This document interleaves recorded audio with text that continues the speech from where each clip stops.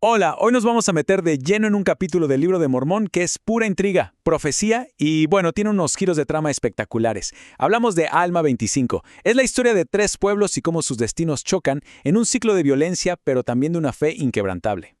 Y esto nos lleva a la gran pregunta del día. ¿De verdad la paz puede desarmar a la violencia?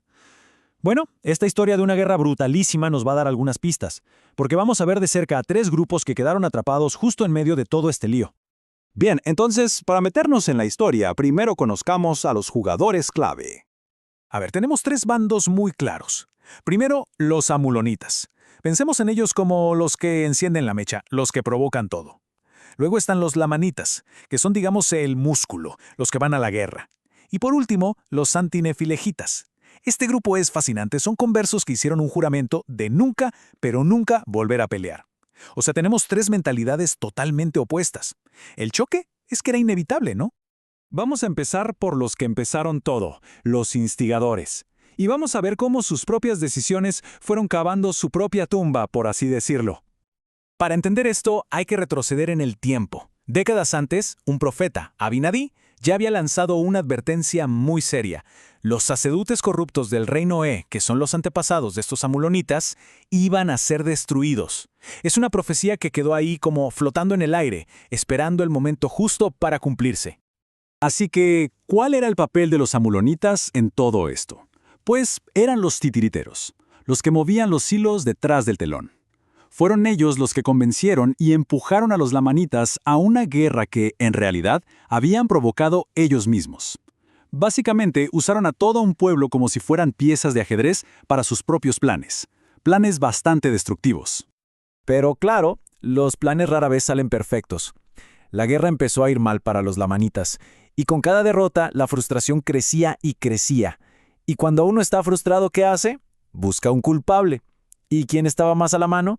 Pues sus aliados, los que los habían metido en ese embrollo. De un momento a otro, la guerra que los amulonitas creían controlar se les fue completamente de las manos. Y aquí viene lo increíble. Es una ironía tremenda. El pueblo que los amulonitas usaron como su arma se les voltea y se convierte en el instrumento de su propia destrucción. Es justicia poética en su máxima expresión. Literalmente cosecharon lo que sembraron. Y con eso, ¡pum!, la profecía se cumple. Aquellas palabras de Abinadí, que se dijeron hace tanto tiempo, se hacen realidad, tal cual. El círculo se cierra. Y nos deja un mensaje clarísimo. Hay una conexión directa, inevitable, entre lo que hacemos y lo que nos pasa. Bueno, ya vimos lo que pasó con los instigadores. Ahora, cambiemos el foco hacia los lamanitas. ¿Qué pasa con ellos? Vamos a ver cómo su propia furia, su agresión, empezó a consumirlos por dentro. Este ciclo que vemos aquí es una radiografía de su caída. Fíjense, primero atacan a los antinefilitas. ¿Y con quién se encuentran? Con gente que no se defiende. Eso los debe haber dejado totalmente desconcertados. Luego, pelean contra otros nefitas y pierden una y otra vez. Toda esa frustración se acumula hasta que explota. ¿Y contra quién? Contra sus propios aliados. Su violencia ya no conseguía nada, se volvió inútil y al final se destruyeron a sí mismos con ella. Hay que tratar de imaginar el nivel de agotamiento. Empezaron una campaña de violencia con un objetivo supuestamente claro y terminaron atacando a sus propios aliados, con la moral por los suelos. La guerra ya no tenía sentido. Se convirtió en un círculo vicioso de fracaso y frustración que no llevaba a ninguna parte.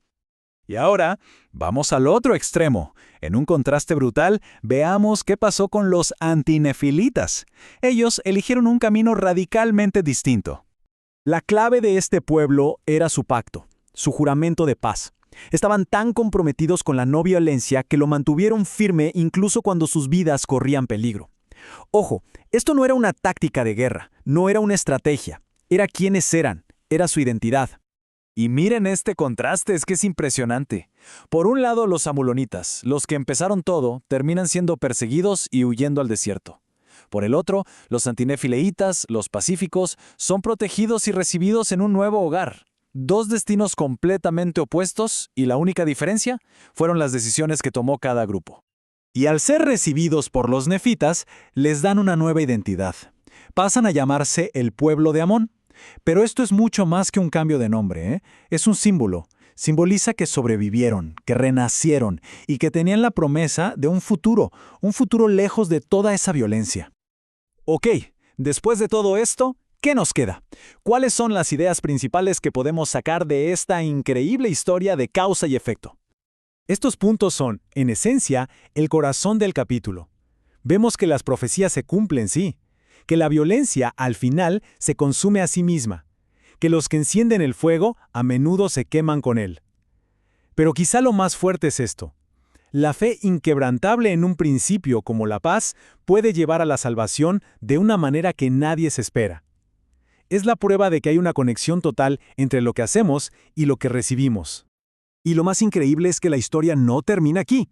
Para nada. El legado de paz de este pueblo va a dejar una huella tan profunda que va a resonar por generaciones. De hecho, son la base de una de las historias más conocidas de todo el Libro de Mormón. O sea, una sola decisión que tuvo un impacto eterno. Al final esta historia nos deja con una reflexión bastante potente, ¿no? ¿Cómo es que nuestras decisiones de hoy están creando las profecías de nuestro mañana? Porque esta historia nos muestra que las decisiones que se toman, ya sea hacia el conflicto o hacia la integridad, no solo definen el ahora, en realidad están escribiendo el guión de lo que vendrá.